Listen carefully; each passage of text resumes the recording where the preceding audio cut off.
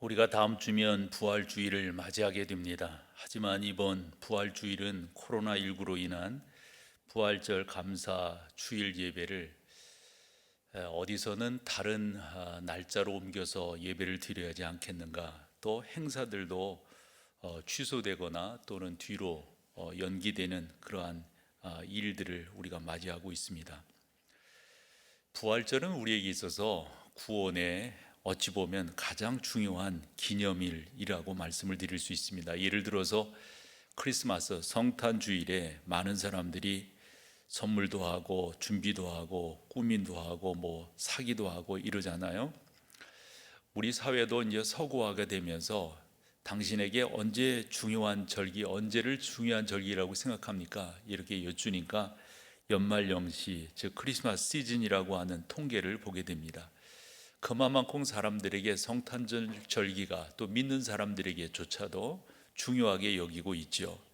그런데 정작 구원의 완성인 이 부활절을 그냥 지나칠 때가 있습니다.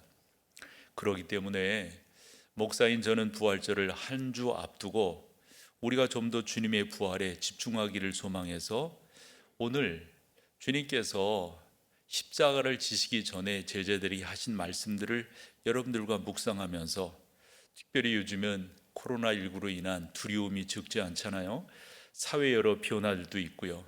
이럴 때 한 번 더 여러분들과 요한복음 14장 1절에서 4절 우리에게 주신 말씀들을 묵상하면서 부활절을 준비하려고 합니다.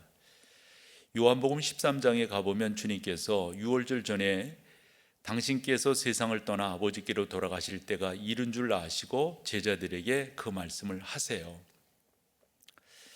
예수님은 공생애 3년 동안 12 제자들과 함께 동고동락하시면서 각 지역을 다니며 말씀을 선포하셨죠. 많은 사람들이 예수님의 말씀을 받기는 했지만 대다수는 예수님을 배척을 했습니다. 한데 예수님을 환영하는 사람들이 있었어요. 그 사람들의 직업이라든가 사회적 위치를 보면 다 부족한 사람들이었죠. 예수님은 3년간 12명의 제자들을 훈련시키시고 그들을 온전한 하나님의 사람들로 만들기를 소망하셨습니다. 우리가 알다시피 제자들은 엘리트 그룹이 아니었습니다. 지난 3년간 예수님에게 배웠고 예수님을 통하여서 습득을 했습니다. 하지만 우리가 성경에서 보듯이 제자들조차도 이해하지 못하고 어떤 때는 엄한 소리를 하는 것을 우리가 듣게 됩니다. 어떻게 저렇게 말을 할까? 어떻게 저렇게 깨닫지를 못할까? 라고 말이죠. 예수님께서는 3년여 동안 제자들과 함께 하시면서 계속해서 어떤 삶을 살아야 될 것인가를 가르쳤지만 제자들은 우리 주님의 가르침을 받아들이지 못하고 누가 더 크냐, 누가 더 높으냐, 이런 것에만 어찌 보면 함몰되어 있었지 않는가 생각합니다. 이런 제자들을 두고 우리 주님께서 얼마 있어서 떠나셔야 된다는 거예요. 제자들 또한 떠나신다고 하는 주님의 말씀을 들으며 마치 어미 뱃속의 캥거루 새끼처럼 어찌하면 좋지, 어찌하면 좋지. 제자들은 구심점을 잃게 되었어요. 예수님이 떠난다면 우리는 뭐지? 어찌 보면 작금의 현실을 바라보면서 그 당시에 제자들이 그렇게 중심을 잡지 못하고 초점을 잡지 못하고 어떻게 해야 될지 모르는 입장과 작금의 현실이 어찌 보면 비슷하지 않나 싶어요. 많은 교육자들, 많은 목사들을 이렇게 만나보게 되죠. 그 다음에 또 교수 그룹들도 이렇게 보게 되죠. 서로의 주장들이 달라요. 어느 목사는 요즘 세상에 이렇게 모임을 강조하는 목사가 제정신이냐고 이제 저를 향해서 하는 말이죠. 나는 속으로 말했죠. 너는 제정신이냐? 이런 시대 속에서 이거 어찌해야 될까? 어찌해야 될까? 같은 교단의 목사들도 주장하는 바들이 다 달라요. 부활절을 나는 그랬어요. 옮길 바에 하지 마라. 뭐 부활절을 꼭 해야 되냐? 그건 기념하는 건데. 그러나 요때가 절차적으로 본다면 시기상으로 요때 이어서 우리가 부활절을 지키는 건데, 적게 모이면 어떻고 헌금 많이 안 나오면 어떠냐? 그럼에도 불구하고 우리는 요때를 하자. 서로 생각들이 다르더라고요. 그러면 또 그렇지 않냐고, 어떻지 않냐고.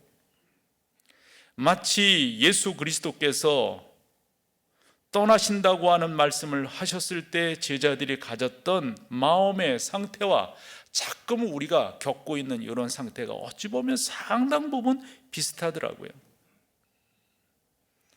그러나 여러분, 우리가 이럴 때 어찌해야 될까요? 그래서 오늘 이 말씀을 선택한 것이고요, 한 번 더 부활주의를 일주일 남겨두고 우리가 한 번 더 묵상하고 어떤 자세를 가져야 될 것인가를 나누어 보려고 하는 겁니다.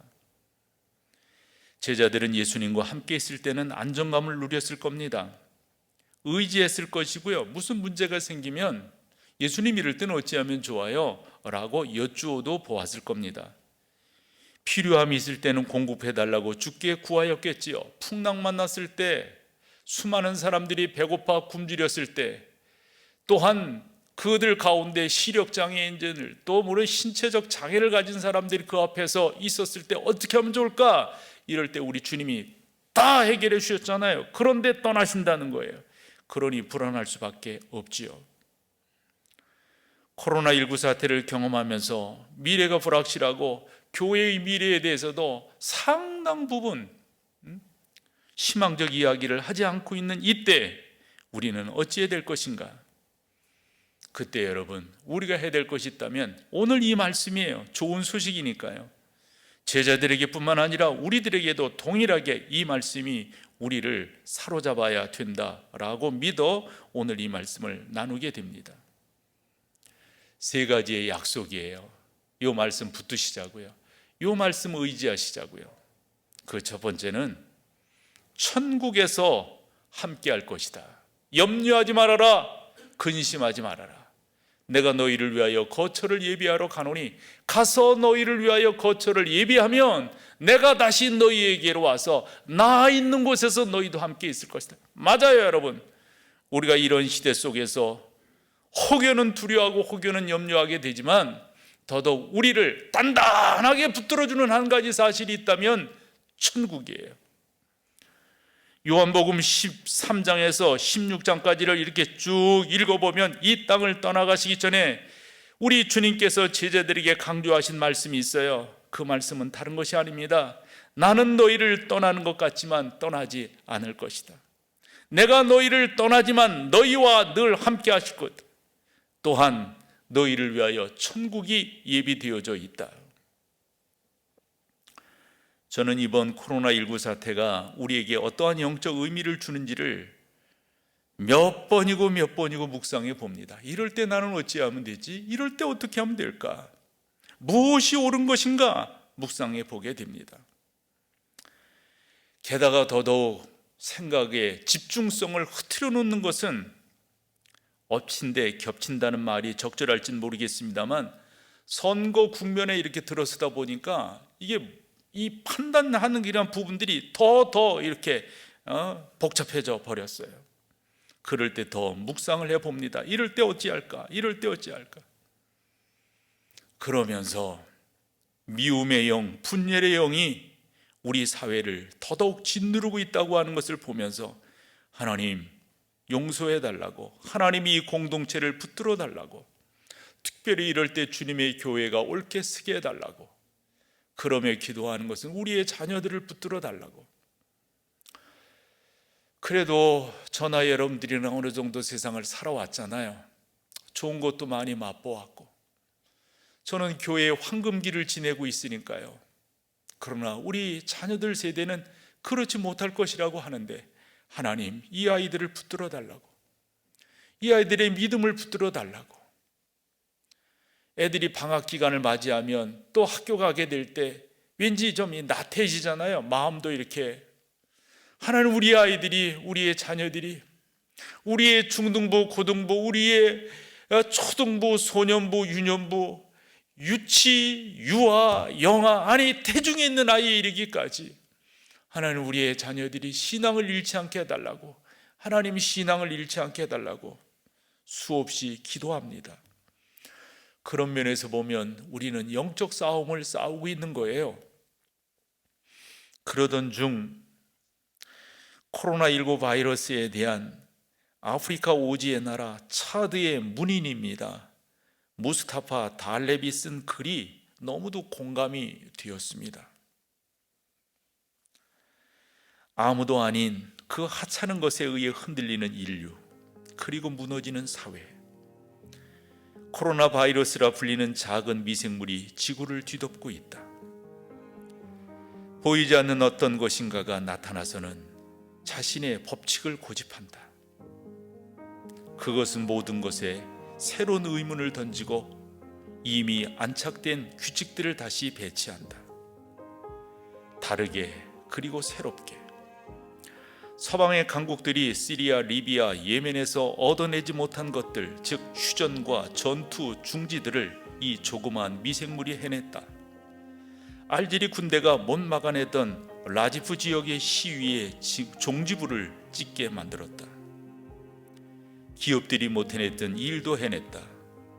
세금 낮추기 혹은 면제, 무이자, 투자기금 끌어오기, 전략적 원료 가격 낮추기, 희위대와 조합들이 못 얻어낸 유류 가격 낮추기, 사회보장 강화 등등도 이 작은 미생물이 성취해냈다. 순식간에 우리는 매연 공기 오염이 줄어들음을 깨닫게 되었고, 시간이 갑자기 생겨 뭐 할지 모르는 정도가 되었다. 부모들은 자신들의 아이들에 대해 알아가기 시작했고, 아이들은 집에서 가족과 함께 하는 시간에 대해 배우기 시작했다. 일은 이제 더 이상 삶에서 우선이 아니고 여행 여가도 성공한 삶의 척도가 아님을 깨닫기 시작했다. 우리는 곧 침묵 속에서 스스로를 돌아보기 시작했으며 약함과 연대성이란 단어의 가치에 대해 이해하기 시작했다. 우리는 가난하거나 부자이거나 모두 한 배에 타고 있음을, 시장의 모든 물건을 마음대로 살 수 없으며 병원은 10,000원으로 들어차 있고 이상의 돈으로 해결될 문제들이 아님을 깨닫게 되었다. 코로나 바이러스 앞에 우린 모두 똑같이 연약한 존재일 뿐이라는 것도 알게 되었다. 외출할 수 없는 주인들 때문에 차고 안에 고급스러운 차들이 잠자고 있으며, 그런 식으로 단 며칠만으로 세상에는 사회적 평등이 이루어졌다. 공포가 모든 사람을 사로잡았다. 가난한 이들에게서부터 부유하고 힘 있는 이들에게로 공포는 그 자리를 옮겨갔다. 우리에게 인류임을 자각시키고 우리의 휴머니즘을 일깨우며 화성에 가서 살고 복제인간을 만들고 영원히 살기를 바라던 우리 인류에게 그 한계를 깨닫게 해주었다. 하늘의 힘에 맞닿으려 했던 인간의 지식 또한 덧없음을 깨닫게 해주었다. 단 며칠이면 충분했다. 확신이 불확실로, 힘이 연약함으로, 권력이 연대감으로, 협조로 변하는 데에는, 아프리카의 안전한 대륙이 되는 것, 많은 헛된 꿈들이 거짓말로 변하는 데에는 단 며칠이면 충분했다. 인간은 그저 숨 하나 먼지일 뿐임을 깨닫는 것도, 우리는 누구인가? 우리의 가치는 무엇인가? 이 코로나 바이러스 앞에 우리는 무엇을 할 수 있나? 섭리가 우리에게 두려워질 때 기다리면서 스스로를 직시하자. 전 세계가 하나같이 직면한 코로나 바이러스 상황에서 우리의 휴머니티가 무엇인지를 질문해보자. 집에 들어앉아 이 유행병이 주는 여러 가지를 묵상해보고 살아있는 우리 자신을 사랑하자 라는 글을 보게 되었습니다. 작금의 현실 앞에 묵상하며 지혜를 구하던 저에게는 이렇게도 생각하게 되는구나, 이렇게도 정리하게 되는구나. 팬데믹이라고 하죠. 정말 유행입니다. 그러다 보니 평화는 잠식되었고, 우리들의 모습을 보면서 우리가 지금 무엇을 위해서 살아가고 있는가, 보이는 게 전부가 아니로구나 라는 것들을 한 번 더 느끼게 되었습니다. 하나님께서 새 세계를 준비하고 계시다는 것을 깨닫게 되었고, 속된 말로 아웅다웅하며 살아간다고 하는 것이 얼마나 부질없는 것인가 라고 하는 것도 한편으로 생각을 해보게 되었어요. 내가 그렇게 금지곡벽 붙들고 있었던 그것의 가치는 과연 무엇인가도 이번 기회에 생각해 보게 되었습니다.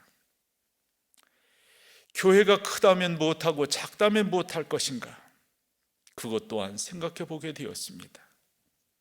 중요한 것은 이럴 때 나는 무엇을 할 것인가, 이럴 때 우리 교회는 어떤 일을 해야 되는 것인가, 이것이 중요함을 깨닫게 되었습니다. 그러며 우리 주님의 말씀에 집중하게 됩니다. 이 세상이 다가 아니라고. 제자들은 계속해서 이 세상에서 나는 어떻게 살 것인가, 얼마나 많은 것을, 얼마나 높은 자리를 취할 것인가, 이것에 관심을 쏟고 있는 그 제자들에게 나는 너희를 위해서 새로운 세계를 마련하고 있다. 나는 그곳에서 너희와 함께 살게 될 것이다. 내가 너희를 위하여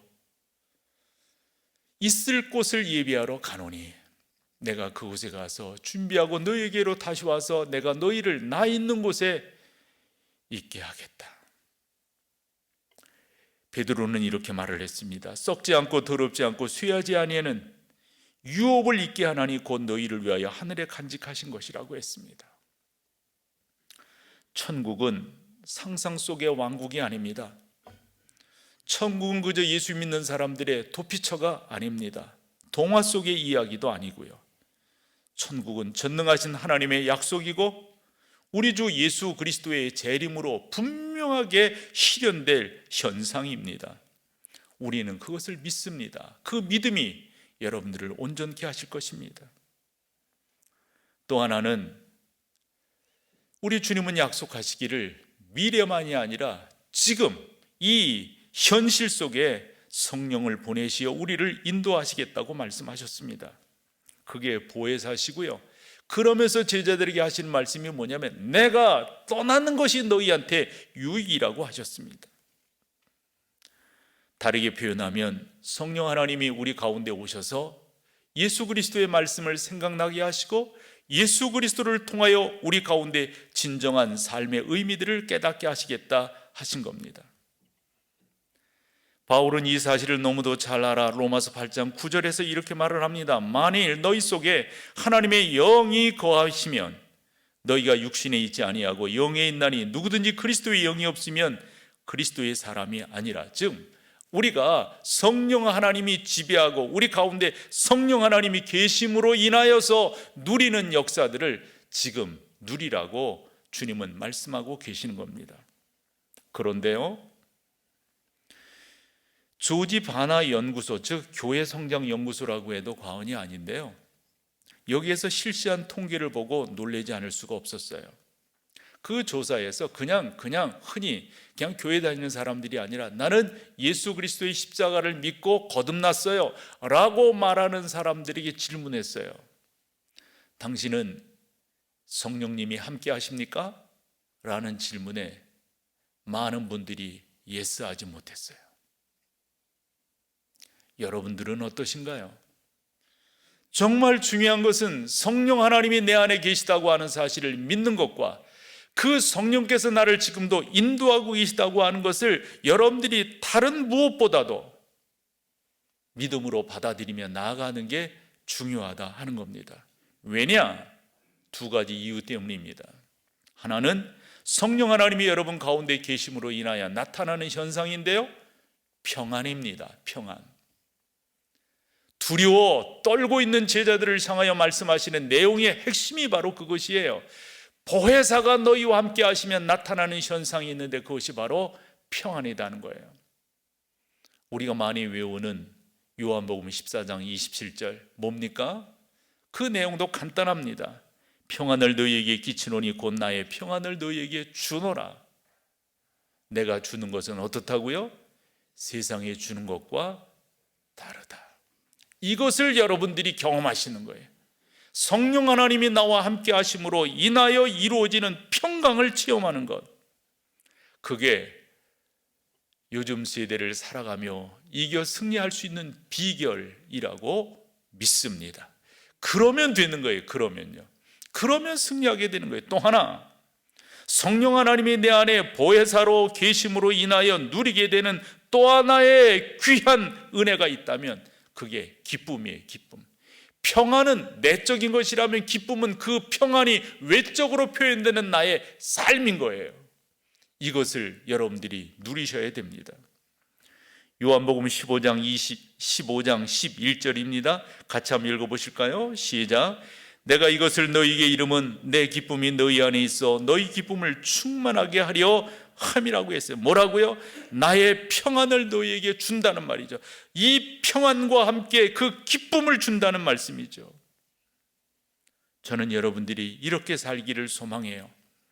그래서 작금에 이때 한 번 더 여러분 가운데 천국이 있다고 하는 사실, 이 세상의 것들이 나에게 전부가 아니에요. 필요 없는 것은 아니지만 이것 붙들고 제자들처럼 두려워하고 떨고 큰일 났다 그러고 속되게 표현하면 뭐 그렇게 하면 안 된다고요. 말하려고 하니까 또 그것도 표현이 좀 그러네요.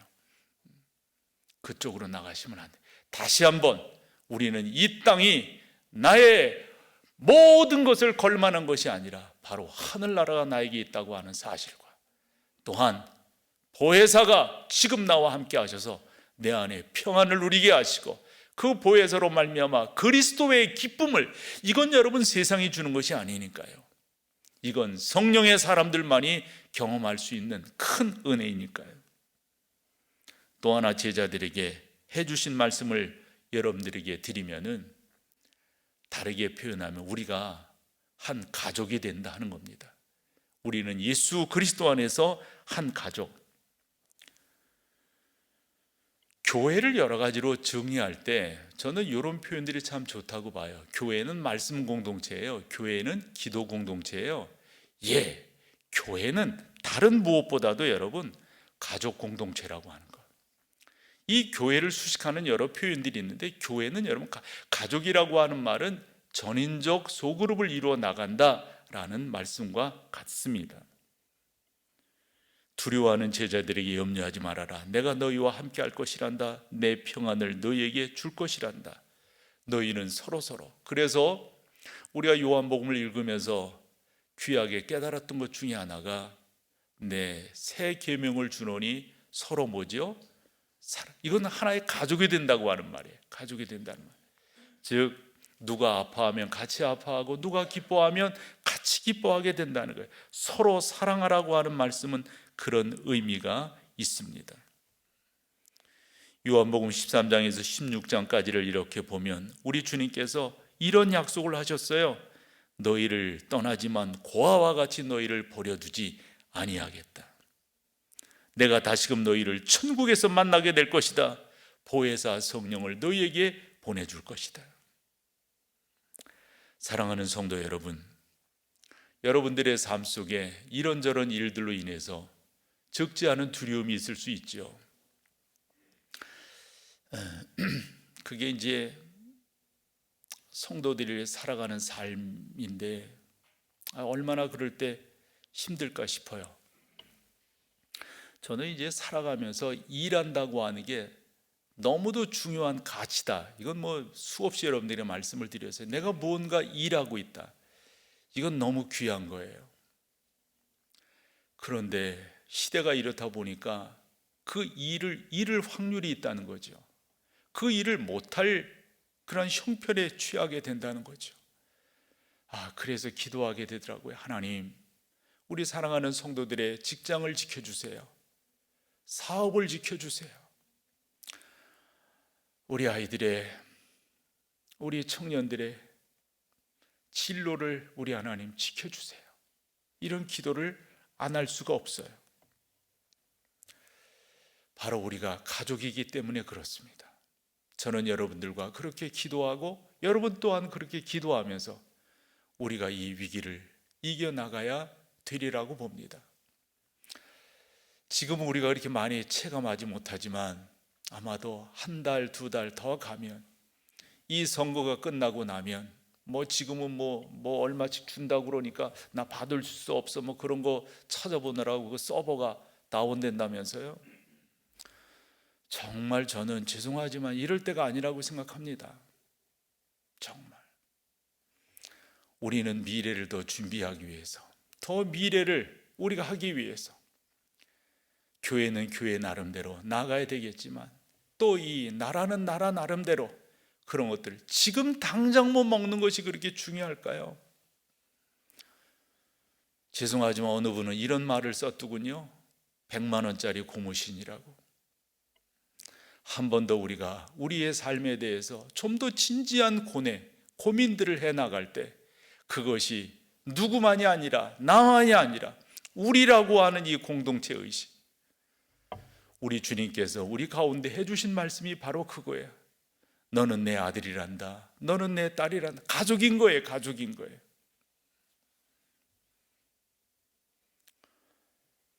다음 주면 우리가 예전처럼 한다면 성찬을 나누어야 되는데 성찬을 나누지 못해요. 이런 때를 우리가 지나고 있어요. 목사 입장에서 보면 이게 공동체를 세우는 너무도 중요한 것인데, 나와 함께, 우리 주님 말씀하셨잖아요. 나와 함께 이 떡을, 나와 함께 이 잔을 마시는 자는, 여러분, 우리는 이 귀한 가치들을 영적으로 공유해야 됩니다. 바로 우리는 하나님을 아버지라 부르고 주 예수 그리스도 안에서 우리는 형제가 자매가 되었다고 하는 사실을, 친구를 통해서 들은 말인데요. 이제 샌프란시스코를 가면은, 그 샌프란에 가면 여러 가지 볼만한 것들이 있는데, 뭐니 해도 금문교를 이렇게 관광하죠. 한 그 길이가 한 2,700 정도 되고요. 그 높이가 220m 정도 되는, 그 자체만 보더라도, 사진으로 보여드리지만 보더라도 이렇게 멋있습니다. 그런데 저 다리를 이제 페인팅을 하잖아요. 그런데 페인팅 하던 사람이 한번 추락해서 사망한 일이 있었다고 그래요. 그래서 그 추락사를 방지하기 위해서 그 시 정부에서 또 저 관리하는 데에서 안전 그물망을 이렇게 만들었어요. 그 안전 그물망으로 그 작업하던 사람들 중 그래도 이제 추락하니까 19명이나 저 안전 그물망에 의해서 구출함을 입었다는 거예요. LA 타임즈가 보도한 내용을 봤더니 저 다리가 만들어진 연 70여 년간 1,300명 정도가 투신하는, 자살하는 그런 일이 있었는데, 그 다리 그 이제 보도로 건널 수도 있잖아요. 그 다리고 옆쪽으로 안전 그물망을 이렇게 만들어 놓았어요. 저는 그 이야기를 들으면서 우리가 살아가면서 이 안전 그물망이 우리에게도 필요하다. 그 안전 그물망은 뭘까요, 여러분? 그 그물망의 첫 번째는 하나님이실 거고요. 또 하나 그물망은 우리와 함께하는 우리의 지체들일 겁니다. 저는 이것이 무엇보다도 중요한 우리의 삶의 힘이라고 생각하고, 우리가 부활주의를 앞두고 이와 같은 은혜들을 한 번 더 생각하면서 주의 은혜를 구하며 나갈 때 성령 하나님 온전하고 아름답게 우리 가운데 역사하실 줄로 믿습니다. 여러분들은 외롭지 않습니다. 여러분들은 이와 같은 근심과 걱정이 많은 시대 가운데서 전능하신 하나님을 바라보고 그분이 우리에게 보혜사를 보내주셔서 우리를 인도하시고 우리 가운데 평화를 누리게 하시고 큰 기쁨을 누리게 하신다 말씀하셨으니, 그 말씀으로 승리하며 나가는 여러분 모두가 다 되시기를 축원합니다. 아무것도 두려워 말라.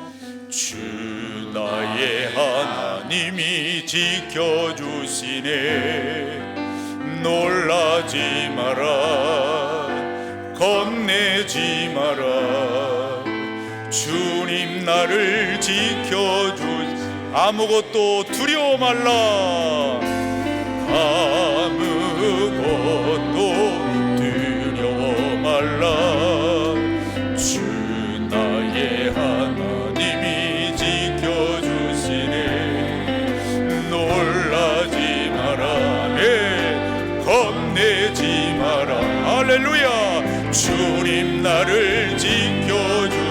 내 맘이 힘에 겨워 지칠지라도, 내 맘이 힘에 겨워 지칠지라도, 주 나를 지켜주시네. 할렐루야. 세상의 험한 풍파 몰아칠 때도 주님 나를 지켜주시네. 주님이 나의 산소, 주님이 나의 요새, 주님이 나의 소망, 나의 힘이 되신 여호와. 아무것도 염려 말라. 아무것도 두려워 말라. 주 나의 하나님이 지켜주시네. 아멘. 놀라지 마라. 겁내지 마라. 주님 나를 내 맘이 심에 겨워 지칠지라도